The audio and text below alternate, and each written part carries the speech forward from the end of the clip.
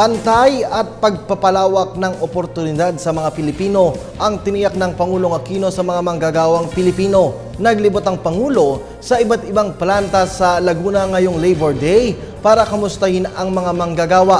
Tiniyak din ng Pangulo ang paglikha ng dagdag trabaho kasama na ang larangan ng electronics at semiconductor. Ang detalye ng balita mula sa aming kasamang si Rocky Ignacio live via phone patch. Rocky, magandang hapon sa iyo. Yes, maraming salamat. Naglibot nga si Pangulo Aquino sa iba't ibang planta sa lalawigan ng Laguna kaugnay ng paggunita ng Labor Day.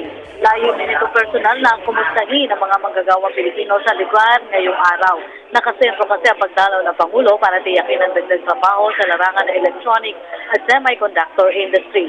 Ilan sa mga binisita ng Pangulo ang Testech Incorporated sa Calamba Premier International Park o CPIP sa Calamba City.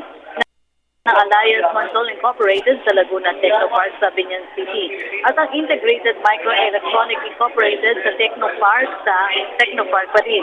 Sa pagsasalita ng Pangulo, sinabi nito na kapag lumalabas siya ng Maynila para bisitahin ng mga lugar na labis na nasa lanta ng kalamidad at sakuna kasama na nangyari sa Zamboanga, Lindol at Lindol sa Bohol. Pero ngayong araw daw ng paggawa, naging masaya ang kanyang paglabas sa Maynila na nagbigay daan para sa magandang balita na patuloy ng pagpapalawak na oportunidad sa mga Pilipino. Iginit pa rin ng Pangulo ang mabubuting resulta ng reforma para patatagin ng sektor ng paggawa. Kabilang na dito ang pagbabaan niya ng antas ng mga itinuturing na nasa poverty line. Dagdag pa ng Pangulo, matagal na sanang nakabangon sa kahirapan ng bansa kung walang mga opisyal na inuna ang kanilang mga pansariling interes. Dahil dito, hiling ng Pangulo sa publiko na piliing mabuti ang mga susunod na pinuno ng bansa para sa kabutihan pa rin ng mga susunod na henerasyon.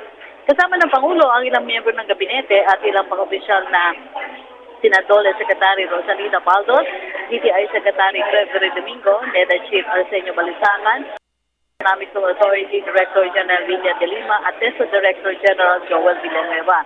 Sinabi ni Villanueva na batay sa DBM, umabot na sa 62% na nagtapos sa TESDA ang nakakuha ng trabaho sa ilalim ng administration sa Aquino administration kumpara sa 28.5% noong 2008. At yan muna ang ating pag-uulan mula dito sa Binyan City, Calamba. Ako si Rocky Ignacio para sa Telebisyon ng Bayan.